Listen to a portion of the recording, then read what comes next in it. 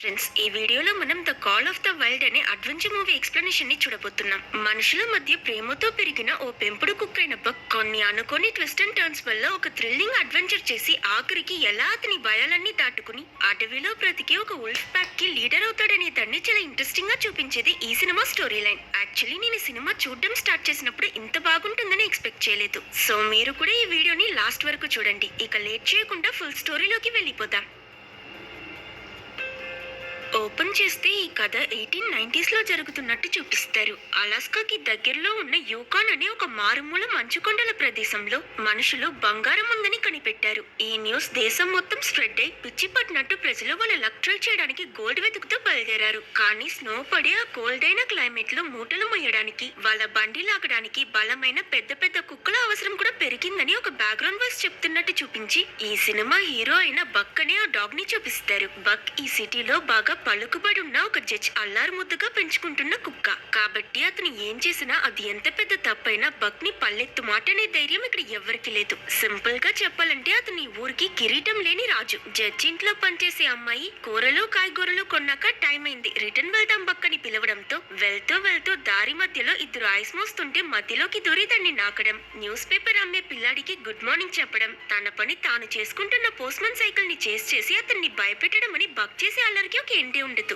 ఆ సమయంలో మార్కెట్ లో ఉన్న ఒక వ్యక్తి బక్ సైజ్ చూసి సర్ప్రైజ్ అయి న్యూస్ పేపర్ లో డాగ్స్ ని మంచి డబ్బుకు అమ్మొచ్చనున్న యాడ్ చూసి ఏదో ఆలోచిస్తున్నట్టు చూపిస్తారు. ఇంటికొచ్చాక ఆ మేడ్ బక్ దగ్గర వెళ్లి జడ్జ్ కూతుర్లని లేపమని చెప్పడంతో ఎంత చక్కగా వాళ్ళని లేపుతాడో మీరే చూడండి. అందులోనూ బక్ బాగా బల్క్ గా ఉండడంతో అతను పరిగెట్టే స్పీడ్ కి ఆ ఇల్లు మొత్తం షేక్ అవుతుంది. ఈ చేష్టలన్నిటికీ బాగా అలవాటు పడిన ఆ ఇంటి పని వాళ్ళు టక్కు టక్కుమని వాళ్ళు ఇప్పుడే వండిన ఫుడ్ మొత్తం మరియు ఈజీగా బ్రేక్ అయ్యే ప్లేట్స్ ఇంకా కప్స్ అన్నిటిని ఏదో శత్రువు యుద్ధానికి వస్తున్నట్టు సేఫ్ గా కబోర్డ్ లో లాక్ చేస్తారు. నెక్స్ట్ సెకండ్ అక్కడికి వచ్చిన బక్ ఇదంతా చూసి ఏంటి అప్పుడే అయిపోయిందా అన్నట్టు పాపంగా ఫేస్ పెట్టుకుంటే వెల్ ఈ రోజు మేమే గెలిచామన్నట్టు వీళ్ళు ప్రౌడ్ గా ఫీల్ అయి బక్ ని కిచెన్ నుండి బహిష్కరిస్తారు. ఆ తలుపు ఓపెన్ చేయాలని ట్రై చేస్తున్న బక్ వెనక్కి తిరిగి హే డాడీ నువ్వా అని హ్యాపీ అయితే అతని మాస్టర్ అయిన అజజ్ దొరికావా అంటూ అతన్ని బయటకి ఇడ్చుకు వెళ్లి డోర్ లాక్ చేసేస్తాడు. ఈ పనిష్మెంట్ ఏం బక్ కి కొత్త కాదు. వెంటనే పక్కనున్న విండోలో దూరి లోపలికి వెళ్తామని చూస్తే ఇది ముందే ఎక్స్పెక్ట్ చేసినట్టు ఆ జడ్జ్ బయటకు తొంగి నో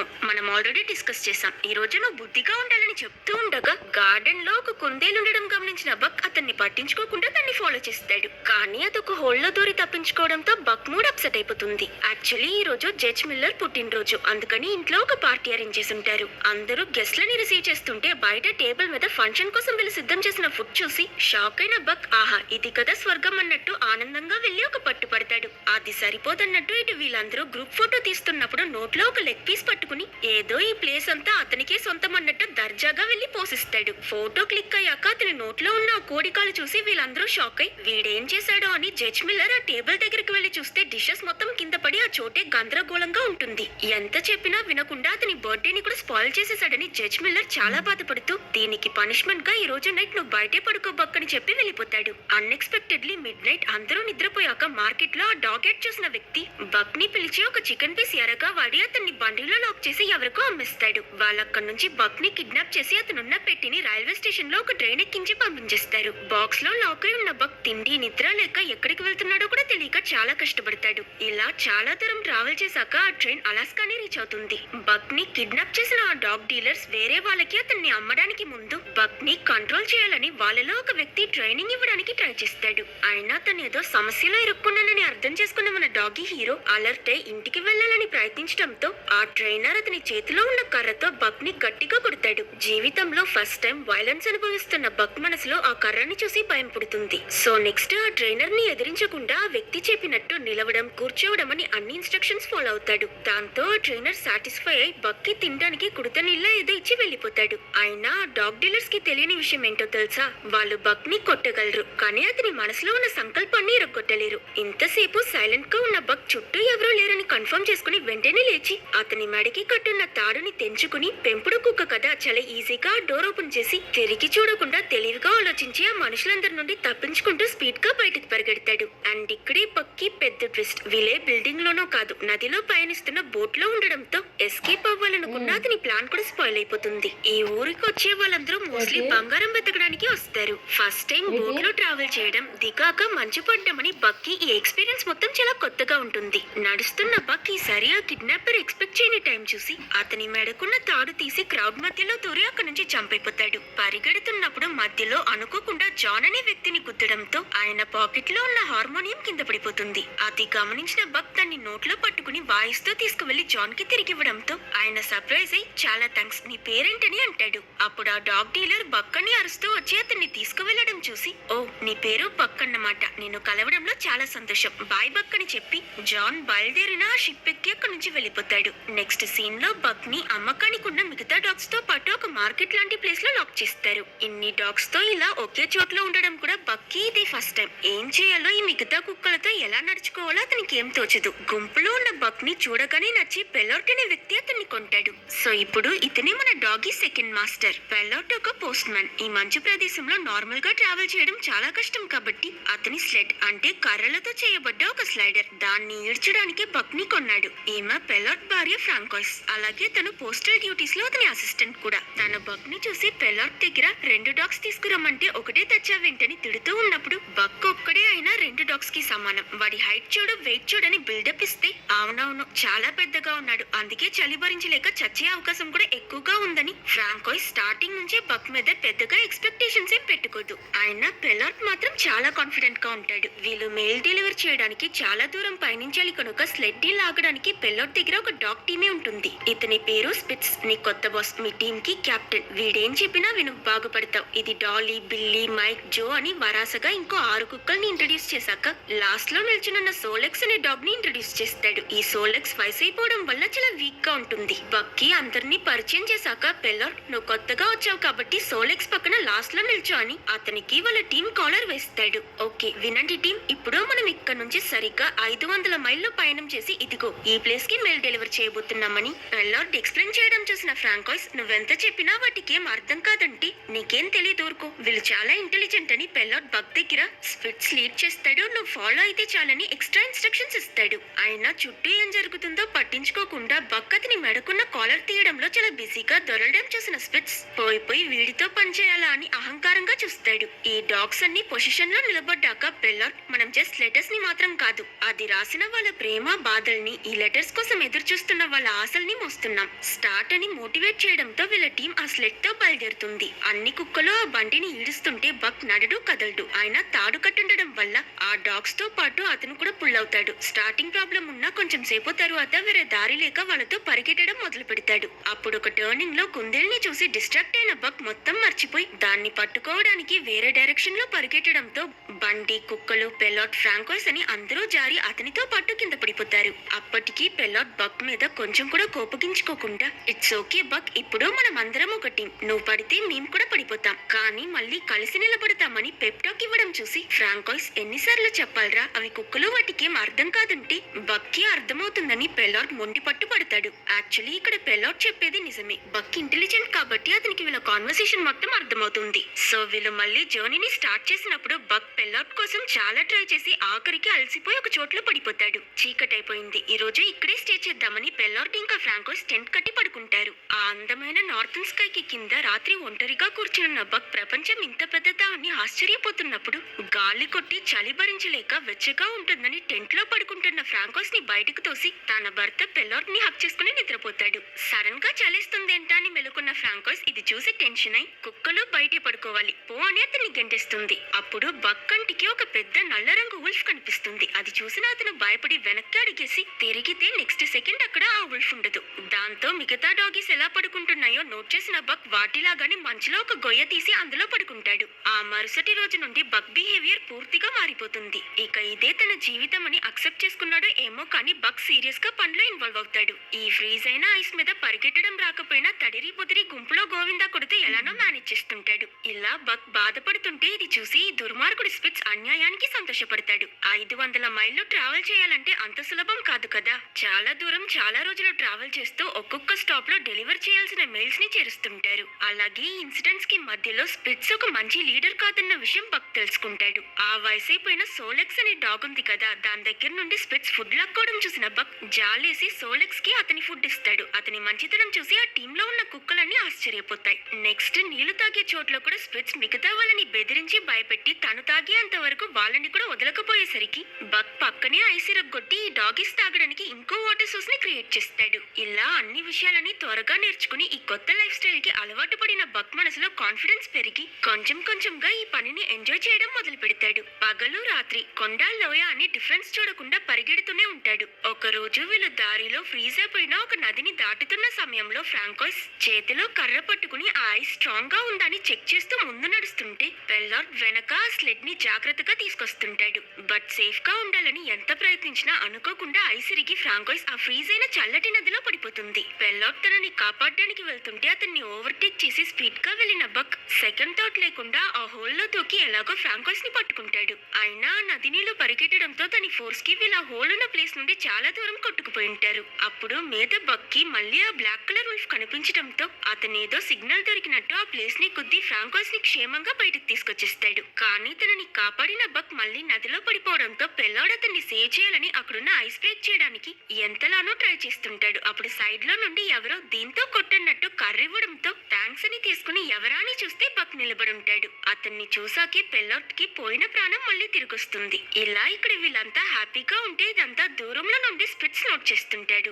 ఆ రోజు రాత్రి వీళ్ళు బాన్ఫైర్ ముందు కూర్చునున్నప్పుడు సడన్ గా ఫ్రాంకోయిస్ బక్ దగ్గర నీకొకటి చెప్పనా, ఇంతవరకు ఎంత ట్రై చేసినా పెల్లార్డ్ ఒక్కసారి కూడా మెయిల్ ని టైం కి డెలివర్ చేసిందే లేదు. అయినా నమ్మకం వదలకుండా ప్రయత్నిస్తే ఏదో ఒక రోజు ఆ లెటర్స్ ని టైం కి చేర్చొచ్చని నమ్ముతున్నాడు. అతని ఈ కళని ఫుల్ఫిల్ చేయడానికి నువ్వు సహాయపడతావని అతని నమ్మకం. అండ్ ఈ రోజటి నుంచి నేను కూడా అది నమ్ముతున్నానని బక్కి థ్యాంక్స్ చెప్పి ఒక పెద్ద మాంసం ముక్కిచ్చి అక్కడి నుంచి వెళ్ళిపోతుంది. ఇదంతా చూస్తున్న స్పిట్స్ బక్ తన పొజిషన్ కి ఆపదవుతాడని జెలస్ గా ఫీల్ అవుతుంటాడు. ఆ టైంలో ఒక కుందేలు పరిగెట్టడం చూసిన హీరో బక్ ఎక్సైట్ అయి దాన్ని చాలా దూరం కష్టపడి చేస్తూ వెళ్లి పట్టుకుని అన్ఎక్స్పెక్టెడ్లీ కోరిక తీరిపోయాక తన్ని ప్రాణాలతో వదిలిస్తాడు. దీంతో ఆ కుందేలే ఒక్క సెకండ్ షాక్ అయిపోతుందంటే చూసుకోండి. మహానుభావుడు వదిలేశాడని అది వెళ్తూ ఉంటే వెనక నుండి సడన్ గా వచ్చిన స్పిట్స్ తన్ని ఒక్క కొరికి చంపేస్తాడు. ఈ రోజు నువ్వో నేనో తేలిపోవాలన్నట్టు అతను బక్ ని ఫైట్ కి ఛాలెంజ్ చేసి హఠాత్తుగా అతనిపై దాడి చేస్తాడు. కొట్లాడుతూ అడవిలో పెరిగిన ఈ కుక్క స్పిట్స్ ని ఫైటింగ్ ఎక్స్పీరియన్స్ లేని బక్ పెద్దగా ఎదిరించలేక బాగా తన్నులు కాస్తుంటాడు. ఆఖరికి అతను పడిపోయాక స్పిట్స్ మిగతా డాగీస్ ని బెదిరించేటట్టు చూస్తూ వీడో ఓడిపోయాడు, ఇక ఎక్స్ట్రాలు చేయకుండా అందరూ నా కింద పడుండండి అన్నట్టు అహంకారంగా అక్కడి నుంచి దిగుతుంటే కిందున్న ఈ డాగీస్ కూడా భయంలో వెనక్కి వెళ్ళిపోతుంటాయి. అప్పుడు వీళ్ళలో సోలెక్స్ మాత్రం వెనక్కి తగ్గకుండా బక్ ని లేవమని మోటివేట్ చేస్తూ అరుస్తాడు. అది చూసి మిగతా డాగీస్ మనసులో కూడా ధైర్యం పుట్టి అందరూ కలిసి స్పిట్స్ కి ఎదురు తిరిగి బక్ కి సపోర్ట్ చేస్తారు. వీళ్ళ అరుపులు వినిపించి బక్ కి మెలకువ వచ్చి కళ్ళు తెరిచినప్పుడు మళ్ళీ ఆ నల్ల ఉల్ఫ్ అతనికి కనిపిస్తుంది. దాంతో సడన్ గా అతను లేచి స్పిట్స్ ని ఎదుర్కోవడానికి రెడీ అయి ఈసారి అతను దాడి చేయగానే ఇంతకు ముందు స్పిట్స్ ఎలా అయితే ఆ రాబిట్ మెడ కొరికి ఒక్క మూవలోనే చంపిందో బక్ అదే యాక్షన్ ఇమిటేట్ చేసి స్పిట్స్ ని నేలకేసి కొట్టి ఓడిస్తాడు. మోరోవర్ స్పిట్స్ ని చంపే అవకాశం దొరికిన బక్ అతన్ని ఏం చేయకుండా ప్రాణాలతో వదిలేయడంతో ఆ టీంలో అతని మర్యాద ఇంకా పెరుగుతుంది. అలాగే తన ఓటమి అంగీకరించిన స్పిట్స్ అక్కడి నుంచి శాశ్వతంగా వెళ్లిపోతాడు. నెక్స్ట్ డే తెల్లవారి వీళ్ళు బయలుదేరే సమయం వచ్చిన స్పిట్స్ తిరిగి రాకపోవడంతో పెల్లార్డ్ అతని కోసం చాలా వెతికి దొరకకపోయేసరికి స్పిట్స్ లేకుండా వెళ్ళాలని డిసైడ్ అవుతాడు. సో టీమ్ ని లీడ్ చేయడానికి వేరే లీడర్ ని సెలెక్ట్ చేయాలనుకుంటున్నప్పుడు బక్ వచ్చి స్పిట్స్ ప్లేస్ లో నిల్చుంటాడు. నువ్వు కాదు బక్స్, నీకన్నా సోలెక్స్ కి 5 years ఎక్స్పీరియన్స్ ఎక్కువ, వెనక్కి పోని చెప్పినా వినకుండా నేనే లీడర్, నేను ఇక్కడే ఉంటానని బక్ కదలకుండా అక్కడే కూర్చోవడంతో ఆఖరికి పెల్లార్డ్ ఇంకా ఫ్రాంకోయిస్ అతన్ని తోసుకుంటూ వెనకాల వదిలి సోలెక్స్ ని బలవంతంగా ముందుకు తీసుకొస్తే నిన్నే వీడు బాస్ ని బాక్స్ లో కుద్దాడు, నన్నెందుకయ్యా అనవసరంగా ఇందులో ఇన్వాల్వ్ చేస్తున్నావని పరిగెట్టి లాస్ట్ లో వెళ్ళి నిల్చుంటాడు.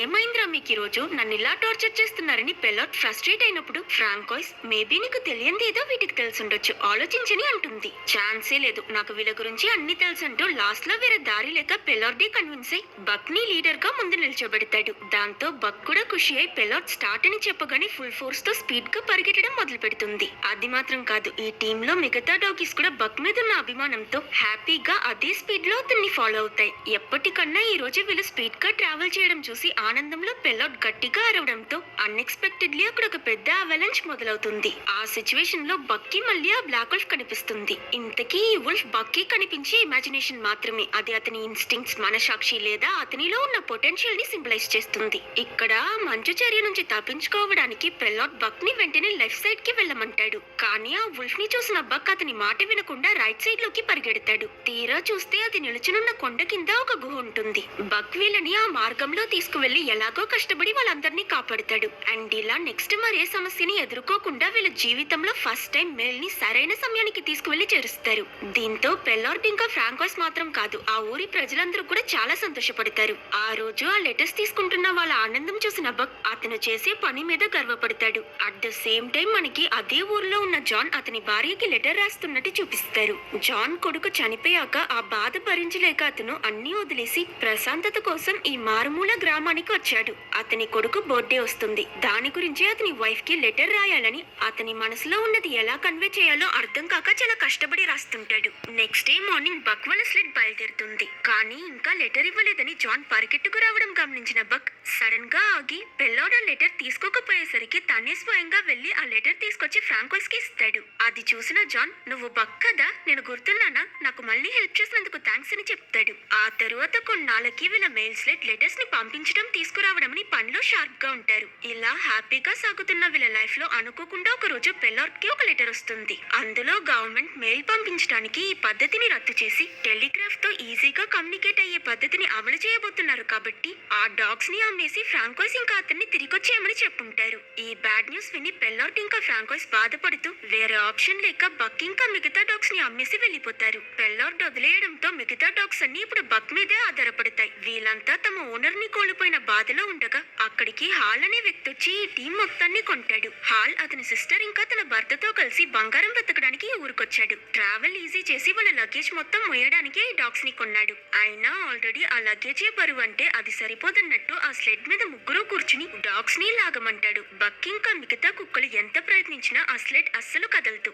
దాంతో హాల్ కర్రతో బక్ వాళ్ళని కొట్టాలనుకున్నప్పుడు జాన్ మధ్యలో అడ్డుపడి, ఇది ఆ డాగ్స్ తప్పు కాదు, మీ స్లెడ్ మంచులో ఫ్రీజ్ అయిపోయిందని వాళ్ళకి హెల్ప్ చేస్తూ, సీజన్ మారబోతుంది, ఇది మంచు కరిగే టైం, ఈ సమయంలో ప్రయాణం చేస్తే మీకు ఈ డాగ్ ప్రాణాలకి చాలా ప్రమాదం, కొన్ని రోజులు ఆగి తరువాత ప్రయాణం చేయండి అని సలహా ఇస్తాడు. కానీ హాల్, నేను ఈ కుక్కల్ని డబ్బిచ్చి కొన్నాను, నేనేం చెప్పినా అవి చేయాల్సిందే. ఒక్క నిమిషం, నువ్వు కూడా మాలాని బంగారం వెతుకుతున్నావా? నేను వెళ్ళకపోతే నువ్వే మొత్తం కొట్టేయాలని చూస్తున్నావు కదా అని జాన్ తో గొడవపడి బక్ వాళ్ళతో ఆ స్లెడ్ తీసుకుని అక్కడి నుంచి బయలుదేరుతాడు. సో ఇలా చాలా దూరం కష్టపడి ఆ స్లెడ్ ని ఈడ్చుకు వెళ్లిన ఈ డాగీస్ ఒక చిన్న స్లోప్ ఎక్కే టైంలో స్లిప్ అయి జారి పడిపోతుంటే ముందున్న బక్ ఎంతో కష్టపడి ఆ స్లెడ్ మొత్తాన్ని కింద పడకుండా ఆపుతాడు. అయినా ఇంత కష్టపడ్డాక బక్ ఎనర్జీ మొత్తం పోయి తట్టుకోలేక అతను స్పృహ కోల్పోతే అప్పటికీ హాల్ వదలకుండా బక్ ని పంచేయమని టార్చర్ చేస్తాడు. ఆఖరికి బక్ లేవడం లేదని హాల్ అతన్ని షూట్ చేసేలా వెళ్లేసరికి అదృష్టవశార్థం బక్ కి ఏమైందో అని కంగారుతో అతన్ని వెతుకుతూ వచ్చిన జాన్ సమయానికి అక్కడికి చేరుకుని హాల్ ని కొట్టి అతని దగ్గర నుంచి బక్ ని సేవ్ చేస్తాడు. వీటిని ఇంతలా టార్చర్ చేస్తున్నావు, అసలు మనిషివేనా నువ్వు? ముందుండే రివర్ ఎప్పుడైనా కరిగే ప్రమాదం ఉంది కాబట్టి ఈ కుక్కలు ముందుకు వెళ్ళడానికి మొహమాట పడుతున్నాయి, వాటి మాట వినని జాన్ మళ్ళీ అడ్వైస్ చేస్తాడు. అది విని ఈసారి హాల్ సిస్టర్ ఇంకా తన భర్త కూడా వాళ్ళ జర్నీని పోస్ట్పోన్ చేద్దామని ఎంత చెప్పినా అతను అస్సలు వినిపించుకోకుండా పడిపోయిన బక్ ఎలాగో పనికిరాడని ఆ మిగిలిన డాగ్స్ తో అక్కడి నుంచి వెళ్ళిపోతాడు. అతను వెళ్లడం చూసి వేరే దారి లేక అతని సిస్టర్ ఇంకా బ్రదర్ ఇన్ లా కూడా ఫాలో అవుతారు. ఈ డాగీస్ కి బక్ ని వదిలేసి వెళ్లడం అస్సలు ఇష్టం ఉండదు. అయినా హాల్ కర్రతో వాటిని కొట్టడంతో భయంలో బాధపడుతూ అతనితో వెళ్తాయి. ఆ తరువాత జాన్ బక్ ని తన ఇంటికి తీసుకువెళ్తాడు. బాగా టైర్డ్ గా ఉన్న బక్ ఏకంగా 2 రోజులు నిద్రపోతాడు. మెలకు వచ్చి బయటకు వెళ్లి చూస్తే అక్కడ మంచు మొత్తం కరుగుతుంటుంది. తన ఫ్రెండ్స్ కి ఏమైందో అని అతను కంగారు పడతాడు. అప్పుడు జాన్, వాళ్ళిక్కడ లేరు, ఆల్రెడీ వెళ్లిపోయారు, కావాలంటే నాతో ఇక్కడే ఉంటావో లేదంటే నీకు నచ్చిన ప్లేస్ కి వెళ్తావో నీ ఇష్టం అని చెప్పి తాగడానికి బార్ కి వెళ్తాడు. జాన్ డ్రింక్ చేస్తుండగా అక్కడికి వచ్చిన హాల్ సడన్ గా అతన్ని కొట్టి, నీ వల్లే నా డాగ్స్ పారిపోయాయి, నాతో వచ్చిన నా ఫ్యామిలీ మంచు కరిగిన నదిలో కొట్టుకుని చనిపోయారని అరుస్తాడు. ఈలోగా జాన్ ని ఫాలో చేస్తూ అతని వెనకాలే వచ్చిన బక్ హాల్ అతన్ని కొట్టడం చూసి కోపం వచ్చి వెంటనే వెళ్లి జాన్ ని కాపాడి ఆక్రోషంగా హాల్ ని అటాక్ చేయడంతో అతను బక్ ఒక పిచ్చి కుక్కని, అది ప్రజల మధ్య తిరిగితే ఎప్పుడు ఎవరిని అటాక్ చేస్తుందో తెలియదు కాబట్టి దాన్ని చంపడమే అందరికీ మంచిదని బార్ లో ఉన్న వాళ్ళని రెచ్చగొడుతుంటాడు. అయినా హాల్ దగ్గర గన్ ఉండడం చూసిన ఒక పెద్ద మనిషి, ఈ సొసైటీకి వెపన్స్ పట్టుకు తిరిగి నీలాంటి వాళ్ళే ప్రాబ్లం అని అతన్ని కొట్టి బార్ నుండి బయటకు తోసేస్తాడు. కట్ చేస్తే ఇంటికొచ్చిన జాన్ కూర్చుని మందు తాగుతుంటే ఆల్కహాల్ ఆరోగ్యానికి మంచిది కాదని తెలిసిన బక్ అతని మీద అభిమానంతో ఆ బాటిల్ తీసుకువెళ్లి బయట మంచులో పూడ్చిపెట్టి డౌట్ రాకూడదని తన మీద కూర్చుండిపోతుంది. జాన్ బయట వెతికి ఆ బాటిల్ దొరకకపోయేసరికి బక్ పక్కన కూర్చుని అలా చంద్రుడిని చూస్తూ అతని మనసులో ఉన్న బాధని బక్ తో షేర్ చేసుకుంటాడు. నా కొడుకు సడన్ గా ఒక రోజు జ్వరం వచ్చి 2 days లో చనిపోయాడు. ఆ తరువాత నాకు నా భార్యకి మధ్య దూరం పెరిగిపోయింది. ఇంట్లో ఉండడం కష్టం అనిపించి నాకంటూ ఒక ప్లేస్ వెతుకుతూ ఇలా వచ్చేసానని తన కథ చెప్తాడు. ఆ రోజు అతని పాస్ట్ గుర్తు తెచ్చుకున్న జాన్ నెక్స్ట్ డే తెల్లవారగాని బక్ ని లేపి ఒక మ్యాప్ చూపించి, నా కొడుక్కి అడ్వెంచర్స్ అంటే చాలా ఇష్టం, ఈ బంగారం దొరికిన ప్లేస్ కి వెళ్ళాలని చాలా ఆశపడేవాడు. డబ్బు కోసం కాదు, జస్ట్ వాడికి ట్రావెల్ చేసి అన్ని ప్లేసెస్ ని చూసి ఇంతవరకు ఎవ్వరూ వెళ్ళని మ్యాప్ లో లేని కొత్త చోటికి వెళ్ళాలన్న డ్రీమ్ ఉండేది. ఇప్పుడు నాకు నా కొడుకు ఆశని నెరవేర్చాలనిపిస్తుంది. మనమిద్దరం ఆ అడ్వెంచర్ కి వెళ్దామా అని అడిగితే బక్ హ్యాపీగా ఒప్పుకుంటాడు. ఇంకా లేట్ చేయకుండా ఒక చిన్న బోట్ ఎక్కి ఒక నదిలో వీళ్ళ సాహస పయనాన్ని స్టార్ట్ చేస్తారు. చుట్టూ పెద్ద పెద్ద మౌంటైన్స్, క్లీన్ అయిన నీళ్ళలో తిరిగే చేపలు, ఆకాశంలో ఎగిరే రకరకాల పక్షులని, ఎన్నో అందమైన విషయాల్ని చూస్తారు. ట్రావెలింగ్ మధ్య రాత్రి పూట టెంట్ వేసుకుని నిద్రపోతున్నప్పుడు జాన్ బయటున్న బక్ ని కూడా లోపలికొచ్చి పడుకోమని చెప్తాడు. ఇక్కడ మనకి అతను బక్ ని పెట్లా కాకుండా ఒక పార్ట్నర్ గా చూస్తున్నాడన్న విషయం అర్థమవుతుంది. ఫుల్ మూన్ ని చూస్తూ పాట పాడడం, టెంట్ లో కథలు చెప్పుకోవడం అని వీళ్ళిద్దరూ బాగా ఎంజాయ్ చేస్తూ ఎన్నో రోజులు ట్రావెల్ చేస్తారు. ఒక రోజు ఓ చిన్న వాటర్ ఫాల్ మీద నుండి పడి వీళ్ళ బోట్ డ్యామేజ్ అయిపోవడంతో వీళ్ళు దాన్ని అక్కడే వదిలేసి నడవడం స్టార్ట్ చేస్తారు. మరోవైపు హాల్ జాన్ ని చంపడానికి అతని ఇంటికి వెళ్లి కింద పడున్న మ్యాప్ లో వీళ్ళు మార్క్ చేసిన ప్లేస్ ని అతని దగ్గర ఉన్న మ్యాప్ తో కంపేర్ చేసి వీళ్ళు నిజంగానే బంగారం వెతుకుతూ వెళ్లారని అపార్థం చేసుకుంటాడు. ఇటు స్పెసిఫిక్ గా ప్లాన్ అంటూ ఏం లేకుండా బక్ చూపించే డైరెక్షన్ లో వెళ్లి అందమైన ప్లేసెస్, అద్భుతమైన సీనరీస్ చూస్తూ వెళ్లిన వీళ్ళకి ఒక దగ్గర పాడుబడ్డ ఒక చిన్న ఇల్లు కనిపిస్తుంది. ఆ ఇల్లు క్లీన్ చేస్తూ ఇది ట్రాష్, ఇది ట్రాష్, ఇది కూడా ట్రాష్ అంటూ అనవసరమైనవన్నీ బయటకు విసురుతున్న జాన్ ఒక మందు బాటిల్ చూసి 32 పళ్ళు కనిపించేటట్టు నవ్వుతూ ఇది ట్రెషర్ అని సంతోషపడతాడు. ఆ తరువాత వీళ్ళు స్టే చేయడానికి ఆ ఇంటిని రెడీ చేసుకున్నాక పొద్దున్నే స్నానం చేద్దామని జాన్ నదిలో దిగితే లోపల నిజంగానే బంగారం ఉంటుంది. ఇదేం లక్రా అని హ్యాపీగా జల్లెడతో బంగారం తీస్తున్న జాన్ బక్ కూడా హెల్ప్ చేయాలని ఒక రాయ తీసి చూపించడం చూసి, అది కాదు బక్, ఇదిగో ఇలా ఉన్నవి తీయని జాన్ ఒక చిన్న గోల్డ్ పీస్ చూపిస్తాడు. సరేనని ఈసారి నీటిలోకి వెళ్లిన బక్ బాల్ సైజ్ లో ఒక పెద్ద బంగారం ముక్క తీసి, చీచి ఇది కాదు, ఆయన చిన్నదడిగడని అది నీటిలో పడేసి చిన్న ముక్క తీసుకువెళ్లి జాన్ కి ఇస్తుంది. అప్పుడు దూరంలో ఒక వైట్ కలర్ ఉల్ఫ్ పరిగెట్టడం గమనించిన బక్ అటువైపే చూస్తుండడం చూసిన జాన్, ఏమైంది, ఎక్కడికైనా వెళ్ళాలంటే వెళ్ళు, కానీ చీకటి పడేలోగా తిరిగొచ్చి అని చెప్పడంతో ఆ వైట్ ఉల్ఫ్ వెళ్లిన డైరెక్షన్ లో దూసుకు పరిగెడతాడు. మధ్యలో ఒక పెద్ద ఎలుగుబంటిని చూసి బక్ భయపడి దాని దారికి అడ్డుపడకుండా సైడ్ లో నుంచి వెళ్లి ఆ వైట్ ఉల్ఫ్ ని కలుస్తాడు. అయినా బక్ మనుషులతో నడుచుకునేటట్టు హ్యాండ్ షేక్ చేయడానికి చెయ్యివ్వడంతో వీడేదో తేడాగా ఉన్నాడని ఆ ఉల్ఫ్ అక్కడి నుంచి పారిపోతుంది. ఇక నెక్స్ట్ డే నుంచి ఈ వైట్ ఉల్ఫ్ ని ఫాలో చేయడమే మన బక్ పని. ఒక రోజు వేటకని వెళ్లిన ఆ ఉల్ఫ్ ప్యాక్ కి చెందిన ఒక తోడేలు నదిలో పడి కొట్టుకుపోవడం చూసి మిగిలిన ఉల్ఫ్స్ అన్ని కంగారు పడుతుంటే హీరోలా ఎంట్రీ ఇచ్చిన బక్ కష్టపడి ఆ ఉల్ఫ్ ని సేవ్ చేస్తాడు. దాంతో ఈ ఉల్ఫ్స్ అన్ని అతన్ని వాళ్ళలో ఒక అతనిగా చేర్చుకుంటాయి. అలా వాళ్ళతో ఫ్రెండ్షిప్ మొదలయ్యాక బక్ కూడా కొంచెం కొంచెంగా అడవిలో బ్రతకడానికి పూర్తిగా అలవాటైపోతాడు. రోజు రోజుకి అతను ఇంటికి తిరిగి వెళ్లే టైం లేట్ అవుతూ ఉంటుంది. ప్లస్ రోజు వేటకు వెళ్లి ఒక రోజు బర్డ్స్, ఒక రోజు చేప అని ప్రతిసారి ఏదో ఒకటి తీసుకురావడం అని బక్ లో జరిగిన మార్పులు చూసిన జాన్, ఈ రోజేంటి ఇంత లేట్ గా వచ్చావు, డైలీ నన్ను ఒంటరిగా వదిలేసి వెళ్ళిపోతున్నావు, నువ్వెక్కడికి వెళ్తున్నావో ఏం చేస్తున్నావో నాకు తెలియదు, కానీ జాగ్రత్తగా ఉండు బక్ అని చెప్పడం విని జాన్ అతని భద్రత తలుచుకుని దిగులు పడుతున్నాడని అర్థం చేసుకున్న బక్ నెక్స్ట్ డే అతన్ని తీసుకువెళ్లి ఆ వైట్ ఉల్ఫ్ ని చూపించి, తాను నా ఫ్రెండ్, నేను సేఫ్ గా ఆడుకుంటున్నానని ఇంట్రో ఇస్తాడు.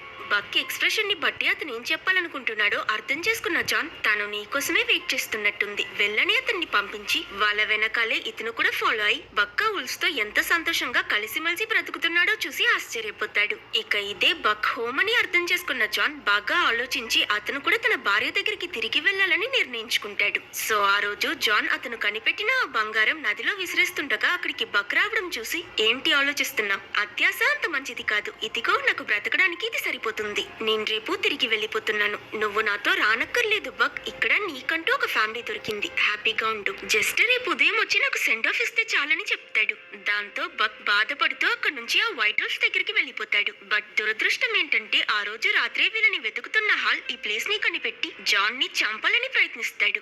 వీళ్ళ ఫైట్ లో పొరపాటుగా ఆ ఇంటికి నిప్పంటుకుని కాలిపోతూ ఉంటుంది. ఒక సిచ్యువేషన్ లో హాల్ జాన్ ని షూట్ చేసిస్తాడు. ఆ గన్ సౌండ్ వినిపించి అడవిలో ఉన్న బక్ కూడా తన మాస్టర్ కి ఏమైందో అని వీళ్ళున్న డైరెక్షన్ లో పరిగెడుతుంది. ఇక్కడ జాన్ దగ్గర ఉన్న బంగారం చూసి ధనవంతుడైపోతానని ఆ విలన్ సంబరపడిపోతున్న సమయంలో అక్కడికి చేరుకున్న బక్ అతన్ని అటాక్ చేస్తుంది. అప్పుడు హాల్ అతని చేతిలో ఉన్న కర్ర చూపించి బక్ ని భయపడతాడు. అయినా లాస్ట్ మినిట్ లో ఇక్కడ తన భయాన్ని దాటుకుని బక్ ఆ విలన్ పై దాడి చేసి అతన్ని ఆ మండే నిప్పులోకి తోసేయడంతో నెక్స్ట్ సెకండ్ ఆ ఇల్లు కూలిపోయి అతను చనిపోతాడు. ఆ తరువాత బుల్లెట్ గాయం తగిలిన జాన్ కూడా బక్ ని హక్ చేసుకుని ప్రామిస్ చేసినట్టు నాకు గుడ్ బై చెప్పడానికి వచ్చేసావా, థ్యాంక్ యూ అని తన ప్రాణాల్ని వదిలేస్తాడు.